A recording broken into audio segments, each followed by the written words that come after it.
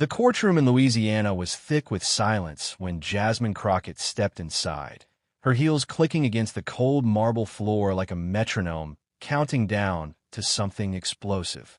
The air felt stale, like it hadn't moved in years, and every eye that turned toward her carried that familiar weight: judgment, suspicion, dismissal. She wasn't new to this. She had felt it since her first internship here, when her natural curls and fierce intellect had been seen as an offense to tradition. But today was different. Today, she walked in not as a law student, not as a shadow in someone else's courtroom, but as a federal official. She moved with composure, carrying a thick case file and years of accumulated indignation. She took her place beside the defense table, standing not out of hesitation, but because no one had offered her a seat. Her presence alone seemed to stir discomfort. Murmurs flickered like sparks behind her back. The judge, Thomas Miles, glanced at her for the first time, not with curiosity, not with professionalism, but with an arched brow and a smirk that could curdle blood. He tapped his gavel once, not to call the room to order, but almost as punctuation for what came next. "Who did you think you were? The backup witness?" His voice dripped with condescension, his tone sharp and theatrical. The courtroom chuckled, not all at once, but enough for the sound to slice through Jasmine's composure like a razor. The words weren't just a rejection. They were an erasure, a declaration that she didn't belong in this space. "I'd appreciate it," the judge added coldly, "if you kept quiet. We're serious about our work here." And in that moment, something in Jasmine splintered, not from pain, but from recognition. This wasn't just about her. It was about every person who had been silenced by the same sneer, the same gavel, the same courtroom that never asked for their side of the story. She had been trained to stay composed, to keep her head down and wait her turn. But what do you do when the system has no intention of giving you a turn? She didn't respond. She didn't flinch. Her silence became louder than any objection. She placed her briefcase calmly on the desk, opened it slowly, and stared forward, not at the judge, not at the attorneys, but at the institution itself. Jasmine Crockett had been dismissed, insulted, and publicly humiliated. But she stood still, not because she accepted it, but because she was preparing for the moment when silence would no longer be enough. And that moment was coming fast. Judge Thomas Miles leaned back in his leather chair, arrogance etched into every line of his face. The courtroom, just moments ago a theater for his cruelty, remained cloaked in the same smug silence. He thought he had won. Again, just another day, humiliating someone who didn't fit in his world. A world where power was cloaked in black robes and protected by silence. Jasmine Crockett, in his eyes, had been dealt with, dismissed, reduced. But she hadn't come to be reduced. She had come to reveal. And in the next few minutes, everything shifted. Without fanfare, without raising her voice, Jasmine reached into her briefcase and pulled out a sealed folder marked with a federal insignia. The sound of the clasp, unlocking, echoed like a gunshot in the courtroom. The laughter faded. Eyes turned.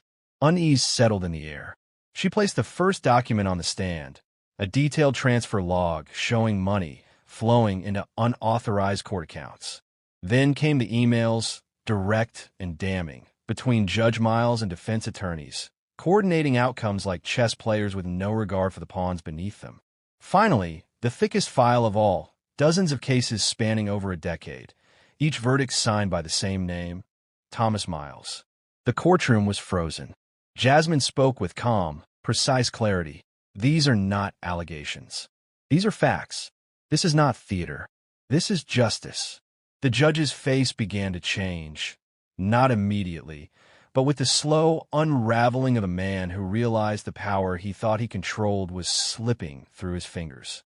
He opened his mouth to object, but the words stumbled. The gavel in his hand now felt less like a symbol of authority and more like dead weight. Then, from the back of the room, footsteps. Heavy, deliberate. 2 federal officers entered, dressed in black. The kind of presence that silences even the boldest. They said nothing as they approached the bench. One officer opened a folded sheet of paper and read aloud. "Thomas Miles, by order of the Federal Department of Justice, You are under arrest for judicial misconduct, case manipulation, and obstruction of justice." The air cracked. A gasp rippled through the room. The lawyers who had once whispered mockery now sat stiff, silent. Miles stood in disbelief, his hand still hovering over his gavel, as if it might save him. But there was no saving left. The handcuffs clicked. The judge was no longer a judge. He was just a man exposed by the very truth he had spent a lifetime suppressing. And Jasmine, she didn't smile.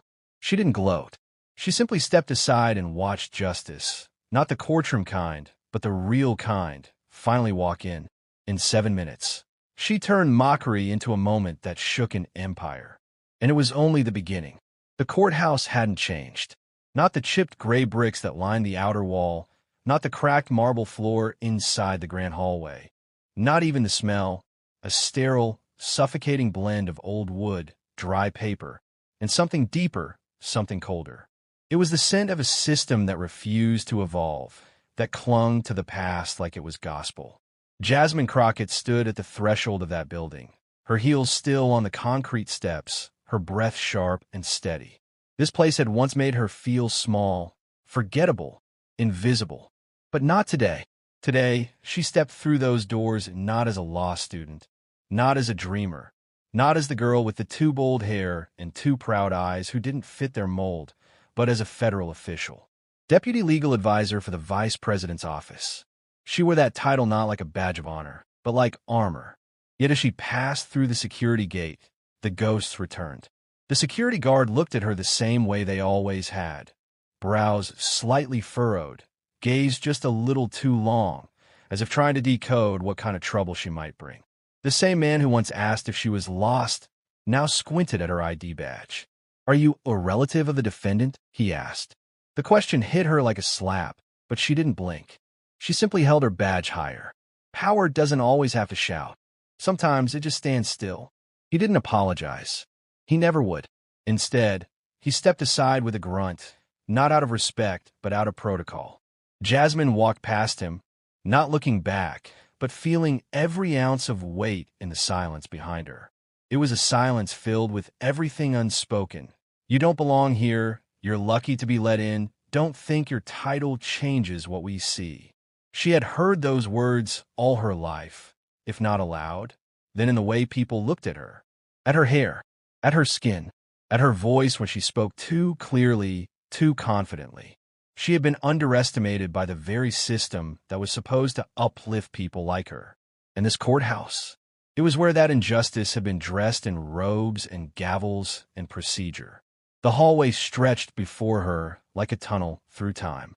On both sides, portraits of Louisiana's most distinguished judges stared down from heavy frames. All white, all male, all stone-eyed. None smiled, none welcomed. Each one seemed to ask, "What are you doing here?" She used to stop and stare at those portraits as a teenager, wondering if one day her photo might hang beside them. Now, she realized she didn't want to be part of their legacy. She wanted to break it. The echo of her heels was the only sound in the hall, rhythmic and intentional. Each step reminded her of a younger version of herself, quiet, wide-eyed, carrying case files and hope, desperate for someone to see her for her brilliance and not her blackness. That Jasmine had been turned away at every turn, dismissed not because she lacked potential, but because she didn't fit the polished, whitewashed image of legal excellence. She passed the room where she once interned under a prosecutor who never once called her by name, only the girl. She passed the elevator where a fellow intern once whispered, "I heard she only got in because they needed diversity." She passed the office where a senior clerk told her, straight-faced, "You'd go farther if you straightened your hair." And yet, here she was, not in submission, not asking for validation, but returning as a force. She reached the large oak doors of Courtroom C, the same courtroom where her mother's life had been shattered. Her hand hovered for a second on the handle. The metal was cold, familiar, loaded, not with nostalgia, but with memory, with weight. She didn't enter immediately. Instead, she closed her eyes. The air around her held everything she had fought through, being ignored in debates, passed over in interviews, corrected when she was already right. People had told her to be grateful just to be in the room. But what they never understood was this. Jasmine wasn't here to be in the room. She was here to change it. She inhaled slow and deep. One more heartbeat passed. Then she opened the door. The courtroom felt colder than she remembered. Or maybe she was just warmer, burning with years of frustration now distilled into purpose. The lawyers seated along the wooden benches barely glanced up. The court clerks whispered among themselves. Even now, no one acknowledged her presence.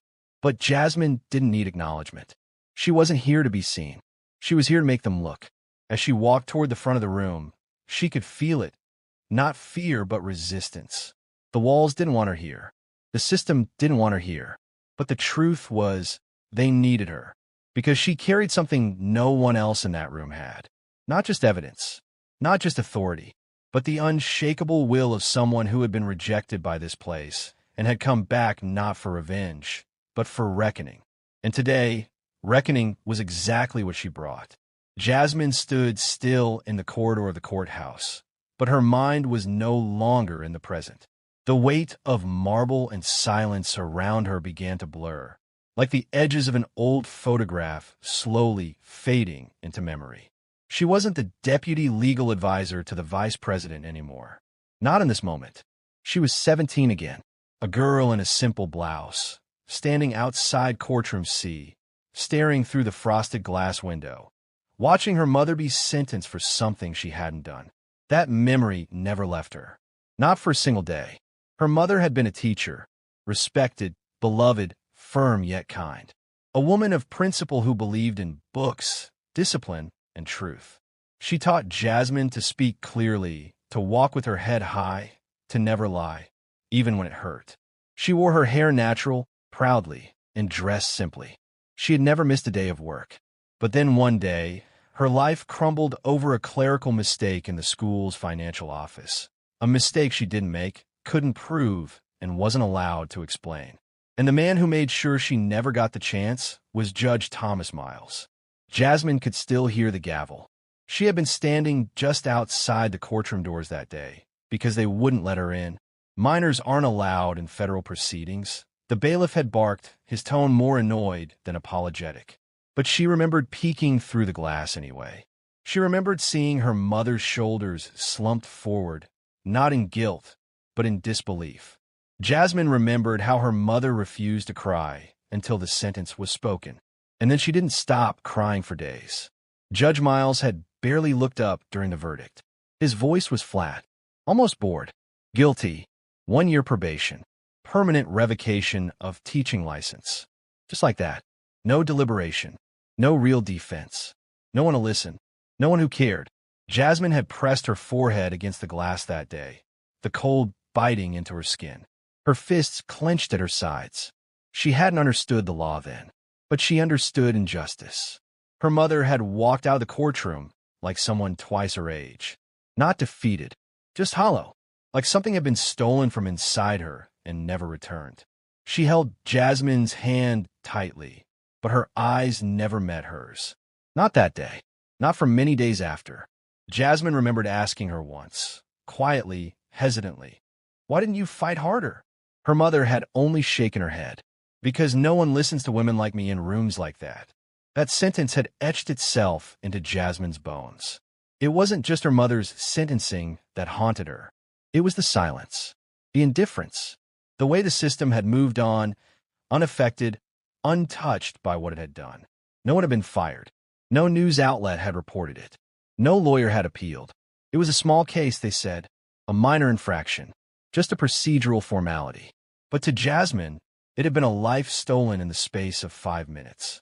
A woman's purpose erased. A daughter's faith in justice shattered. That's when Jasmine decided she'd never be locked out of that courtroom again. She studied harder than everyone else. She applied to every internship. She endured every microaggression with gritted teeth and silent resolve. She straightened her hair for interviews. Then one day she stopped. She stopped apologizing, stopped trying to fit in. Because what was the point of being accepted by a system that had never accepted her mother? Instead, she decided she would change it. Now, standing once again in the very place that had failed them both, Jasmine could almost feel her mother's hand in hers. The warmth of it, the strength behind the trembling. It gave her power now. It reminded her why she had come back. Not for fame, not even for justice alone, but for truth. Judge Miles was still on the bench, still presiding over trials, still holding lives in the palm of his hand like they were paper. He hadn't aged much, but Jasmine had, and so had her fire. She walked into the courtroom quietly now, taking a seat in the back row as proceedings began. Her presence was still being ignored, but it wouldn't be for long, because the very man who had once silenced her mother, who had once locked her family out of justice, was about to be judged, not by a higher court, not by headlines, but by a woman he had helped create. And as Jasmine sat with her files tucked beside her, her shoulders squared, and her eyes fixed on the bench, she whispered, barely audible, but full of thunder, "You're not going to erase her anymore. Not her, not me, not anyone." And the memory that had never let go finally began to turn into something else. Fuel. The courtroom was quiet, but not in the way justice demanded. It was the kind of quiet that blanketed lies, the kind that made truth harder to hear. Jasmine Crockett sat in the back row, her back straight, eyes locked on every movement, every sound. On the surface, it was just another trial. A black woman had filed a case against 2 police officers for excessive force. But what Jasmine saw, what she felt in her bones, was something deeper, something rotten. The woman on the witness stand trembled slightly as she spoke. Her voice wavered, not from weakness, but from exhaustion, from having to explain, once again, why she had bruises on her ribs, why her lip was split open, why she had been tackled to the ground for a broken taillight. Jasmine watched her closely. The pain in her eyes was all too familiar. It mirrored the same quiet defiance she had seen in her own mother, in herself, in every black woman who had ever dared to step into a courtroom expecting fairness. But the system didn't care. Not here. Not under the shadow of Judge Thomas Miles. He leaned back in his seat, hand resting lazily on his cheek, eyes flicking toward the prosecution with disinterest. To him, this wasn't a courtroom. It was a stage, a routine, a checklist to get through before lunch. Jasmine could see it in the way he sighed when the witness took too long to answer, in the way he interrupted her with a raised eyebrow and said, "Please stick to the facts, not your emotions." As if the broken bones weren't facts, as if her fear had no place here. The defense attorney stood up, his tailored suit crisp, his voice slick with practiced charm. "Miss Carter," he began, addressing the witness like a teacher speaking to a disruptive student, "you say you were assaulted by 2 officers, but isn't it true that you refused to exit the vehicle when asked?" "No," the woman replied, her voice firm now. "I asked them why they pulled me over. I didn't refuse. I was scared." The defense smiled, not kindly. Scared, yet aggressive. Isn't that a contradiction? Jasmine's fists tightened in her lap.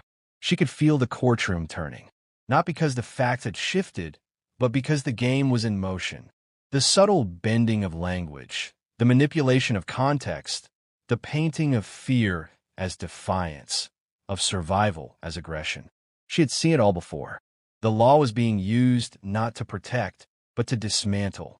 Judge Miles nodded, not at the woman, at the defense. "Permission granted.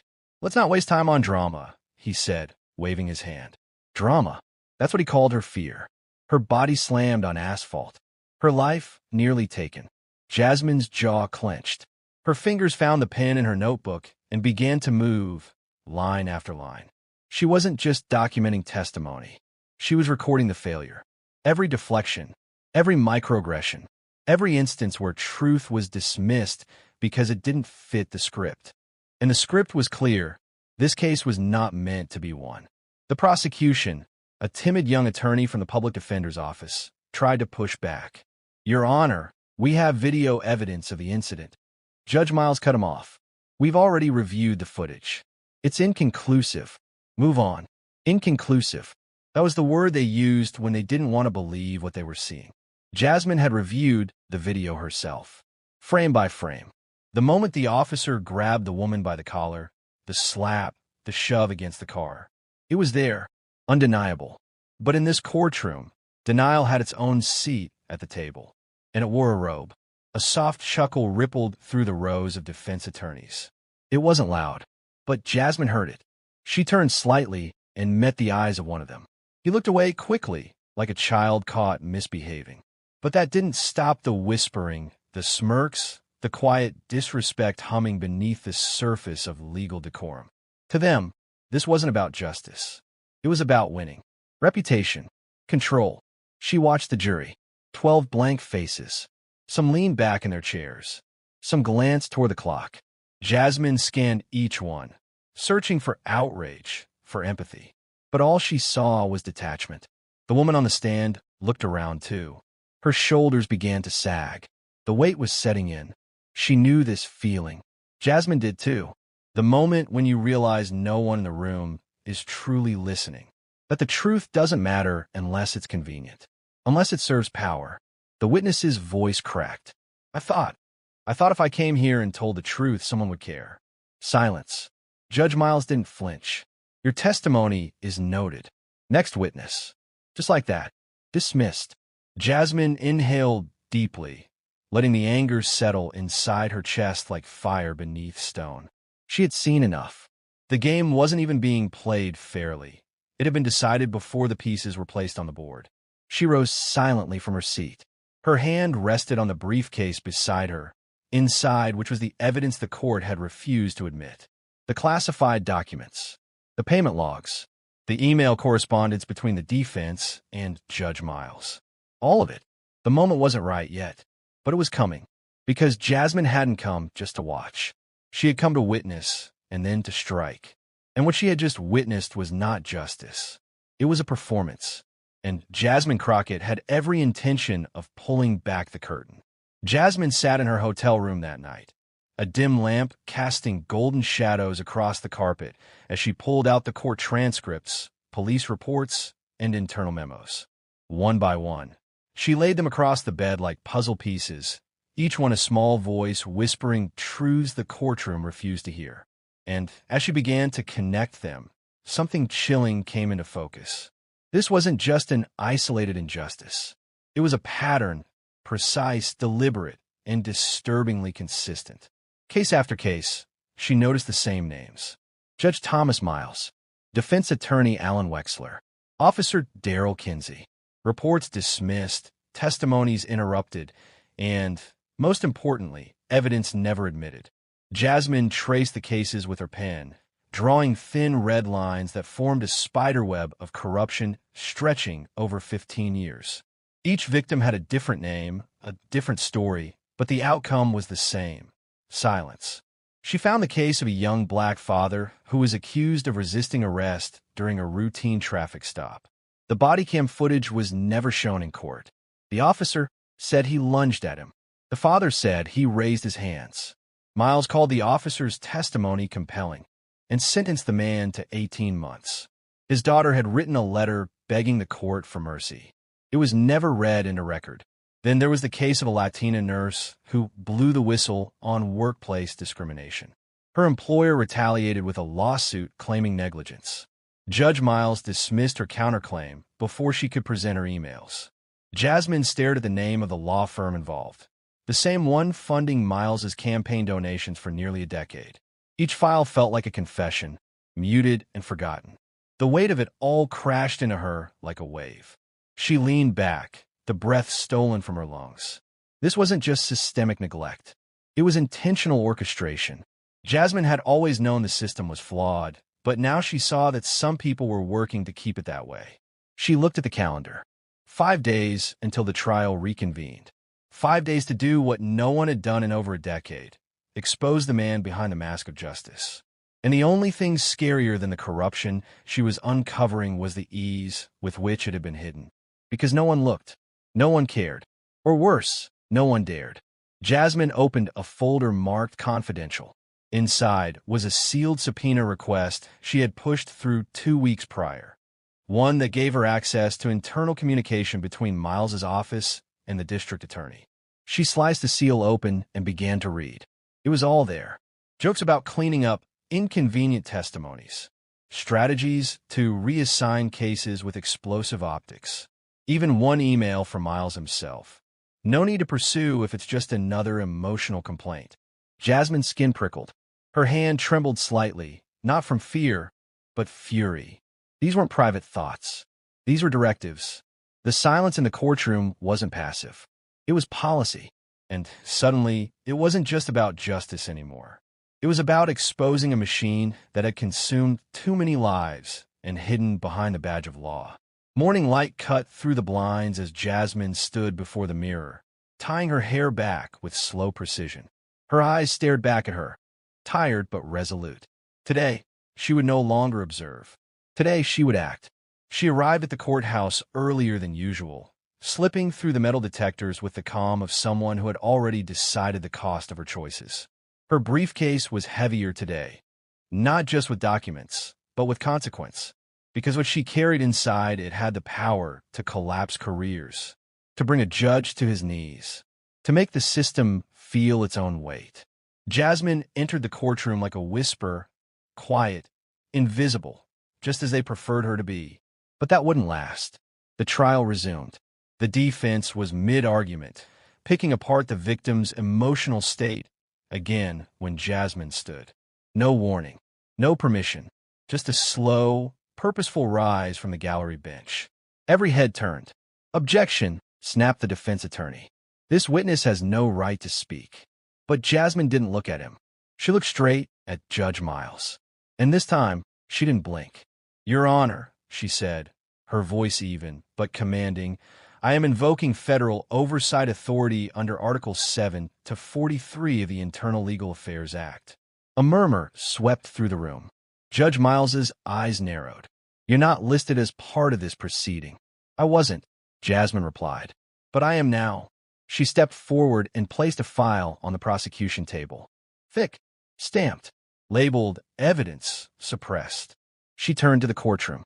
"For 10 years," she said, "this court has buried the truth. Hidden misconduct, silenced voices. And I have the proof. Today, that ends." A hush fell like a curtain. Jasmine opened the file and began to read. Internal emails, financial transfers, audio recordings. Her voice didn't waver. Every word struck like a match against dry wood. Then came the video. She pulled out a USB drive and handed it to the technician.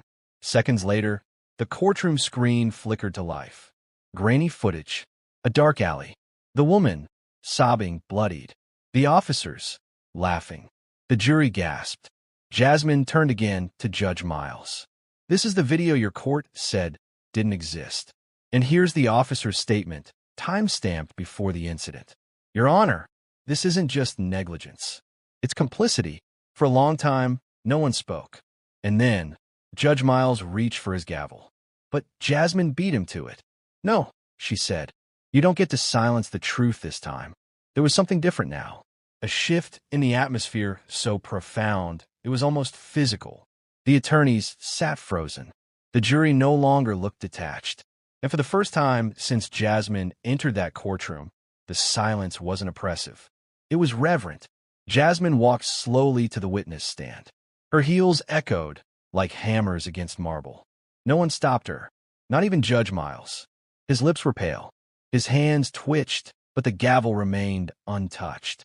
"I was told," Jasmine said, eyes scanning the room, "that justice lives here, that the law protects the innocent.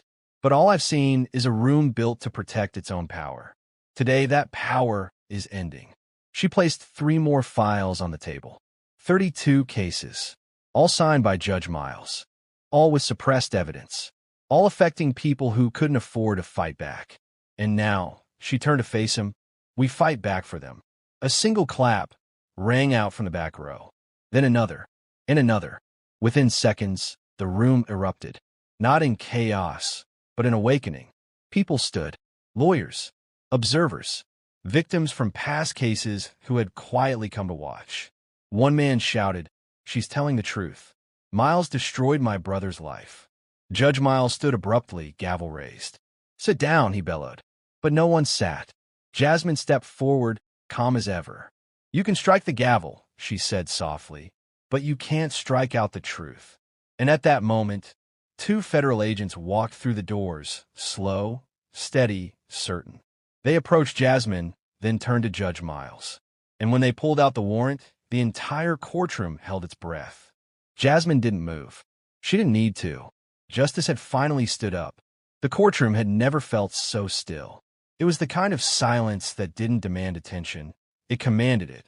Every person seated in the rows of mahogany benches, from the stern-eyed jurors to the anxious gallery of onlookers, felt the pressure in the air shift. The tension wasn't subtle anymore. It was thick like smoke choking the room, and it all centered around one woman. Jasmine Crockett stood in the middle of the courtroom. No podium in front of her. No judge's protection behind her. Just her, a briefcase, and the truth. She didn't need to shout. She didn't raise her voice. Her presence alone had taken control of the space Judge Miles once ruled with an iron gavel. The robe he wore no longer shielded him from scrutiny. His authority, the same authority that had silenced countless voices, was cracking, second by second, under the weight of what Jasmine held in her hands. With slow, deliberate motion, she opened a briefcase and pulled out a thick manila folder marked with a red stamp. Confidential. Court-sealed evidence. Every eye followed her as she placed a file on the table. Even the court stenographer stopped typing, her fingers hovering above the keys. These, Jasmine said, her voice steady, are documents that were ordered to be excluded from this trial. Not because they lacked merit, but because they threatened power. She flipped the file open. The first page was a financial transaction log, a list of unauthorized wire transfers from a private law firm to a judicial community development fund, a fund that, according to federal databases, didn't exist. Gasps echoed across the courtroom. Jasmine continued. The second document was a series of email exchanges between Judge Thomas Miles and defense attorney Alan Wexler. The subject lines said it all. Let's keep her quiet. Can we bury the video? She's just another one of them. Jasmine didn't pause. She didn't flinch. With every page she turned, the mask of order and fairness Judge Miles had worn for decades began to crumble. And then, she reached the final document. A signed memo. Authenticated, time-stamped, verified by the Department of Justice. It was an internal communication from Judge Miles authorizing the removal of body cam footage. Footage that showed the victim of this trial being assaulted, restrained, and bloodied without cause. And his signature was clear, bold, indisputable. This is the justice, Jasmine said, lifting the page high so everyone could see. You've trusted for over 15 years. The room didn't erupt. It didn't need to. What followed was a heavier silence than before. A silence that spoke of realization, shame, and fear. Because the truth wasn't just heard now, it was undeniable. And it wasn't coming from a lawyer behind a desk. It was coming from the woman they had once dismissed. The woman who had returned not for revenge, but for reckoning. Judge Thomas Miles gripped the edge of his bench with white knuckles. His usual air of superiority was still there, but something had shifted. His confidence, once carved in granite, now trembled like glass on the verge of shattering. He cleared his throat. This spectacle, he said, forcing calm into his voice, is not part of these proceedings. This courtroom will not tolerate emotional theatrics. Miss Crockett, I'm warning you. Jasmine didn't move. She didn't blink. But the courtroom did. Someone near the back muttered, "He's panicking." Judge Miles slammed his gavel down, its echo meant to intimidate. "Enough," he barked. "These documents are inadmissible. This evidence was not submitted through proper channels." Jasmine took one step forward. Her eyes, calm but piercing, didn't look away from him. "With respect, Your Honor," she said, "the only reason these documents were not submitted is because you issued a suppression order behind closed doors. I have a copy of that order, and I have the authorization to override it." She reached into her briefcase again, pulling out a single page with an official blue seal. Miles faltered. He squinted at the paper, then looked out at the room as if searching for someone, anyone, to back him up. But the attorneys who had once aligned themselves with him were suddenly silent. Eyes down, palms clammy. He turned red. "This is a violation of court protocol," he snapped. But his voice cracked. Jasmine's voice, by contrast, was like a blade, clean, deliberate, controlled. The only violation here is the one committed against every victim you've silenced, against every person whose truth was never allowed into this room. And today, that ends. A shudder of realization swept the courtroom. Even the bailiff hesitated. Judge Miles raised his gavel again, but it hovered midair. Because this time, he wasn't just a judge. He was a man cornered by the truth.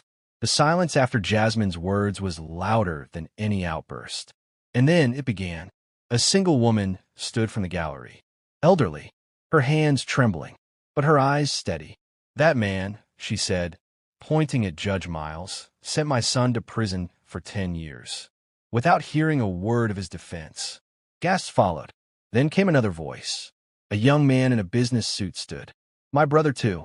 Case dismissed. No evidence reviewed." Then a third, a fourth, and suddenly the courtroom was no longer watching. It was remembering verdicts that made no sense, rulings that defied logic, families broken by a system they thought they could trust. Judge Miles looked stunned. He turned to the court officers, then the clerks, then the attorneys, but no one spoke. No one stood for him. The power he once wielded like a weapon had vanished into the air around him. He reached for his gavel again, and this time he couldn't lift it, because it meant nothing now. Jasmine turned slowly toward the gallery, her voice low but powerful. "Those who have been harmed by this courtroom, those who've been ignored, dismissed, or disrespected, you don't need to be silent anymore." The people stood taller. The air shifted. The courtroom wasn't just a place of law anymore. It had become a battleground for truth. Miles whispered something too soft to hear. His hand trembled. His eyes darted. He was no longer a judge. He was a man watching his empire collapse. Jasmine stepped forward again, her shoes clicking slowly on the polished marble floor. She stopped in front of the bench, meeting Judge Miles eye to eye, not as a witness, not as a junior attorney, but as a woman carrying the voice of everyone he had tried to silence. She placed one final envelope on the bench. Inside, an audio recording. Her voice didn't rise, but it cut like fire. This was recorded 3 months ago during a meeting between Judge Miles and Defense Counsel Wexler, she said. It reveals direct instructions to remove evidence, delay key witnesses, and obstruct this trial. It has been authenticated by 3 federal agencies. Miles's mouth opened, but no words came out. Jasmine looked to the court technician. "Play the tape." The sound filled the room. Miles's voice, unmistakable. "She's too loud. Find a way to shut her down. Delay the recording. If she doesn't back off, we'll label her a threat to the court." And then Wexler's voice, replying. "Already done. Nobody's going to believe her anyway." The courtroom erupted, not in noise, but in stillness so intense it felt sacred. Jasmine turned back to Miles. "You label me a threat. You tried to erase me, but I'm not going away. And neither is the truth." Judge Miles collapsed into his seat. His hands trembled, eyes wet with rage and fear. Outside, sirens wailed. Inside, the door opened. 2 federal agents in dark blue suits entered the courtroom. One of them nodded to Jasmine, then turned to Miles. "Judge Thomas Miles, by order of the federal court, you are under arrest for obstruction of justice, abuse of judicial power, and conspiracy to suppress evidence." The room gasped. The gavel finally fell, not in judgment of others, but of the man who once held it. Miles didn't resist. He stood slowly. The cuffs clicked shut, and Jasmine Crockett watched in silence as the man who once belittled her was walked out of his own courtroom in chains. The news broke like a thunderclap over the heart of America. Louisiana judge arrested in his own courtroom. Corruption exposed by federal witness. Jasmine Crockett, the woman who brought down the bench. Across television screens, social media feeds, and front pages of major newspapers, the image was the same. Jasmine standing tall in the courtroom, unwavering, while Judge Thomas Miles, once thought untouchable, was led away in handcuffs. The footage was surreal, so surreal, many thought it was fiction, but it wasn't. Within hours, the viral video racked up millions of views. People didn't just watch, they reacted. Some cheered, others wept, and many began to remember. They remembered the rulings that didn't make sense, the court appearances that ended in silence, the times when their voices were dismissed, their evidence ignored. In Chicago, a middle-aged man called into a radio station and spoke through tears. "That judge, he sentenced my brother for 25 years. I never believed the case was fair, and now I know why." In Atlanta, a retired teacher wrote a post that was shared 50,000 times overnight. "They told us to respect the robe. But what do you do when the robe hides a thief?" From Baltimore to Houston, from Ferguson to Oakland, the country wasn't just witnessing a scandal. It was witnessing an awakening. The pressure mounted fast. Within 48 hours, the State Judicial Ethics Committee announced an emergency session. At the center of the discussion, every verdict signed by Judge Miles over the past 15 years. Over 300 cases were immediately flagged for review. Inmates previously convicted under his rulings would have their trials reopened. But didn't stop there. A whistleblower from the district prosecutor's office stepped forward with more emails. Then a paralegal leaked financial statements showing backdoor payments to Miles's private consulting firm. A network of corruption spanning defense attorneys, real estate developers, and even local law enforcement was suddenly thrust into the spotlight.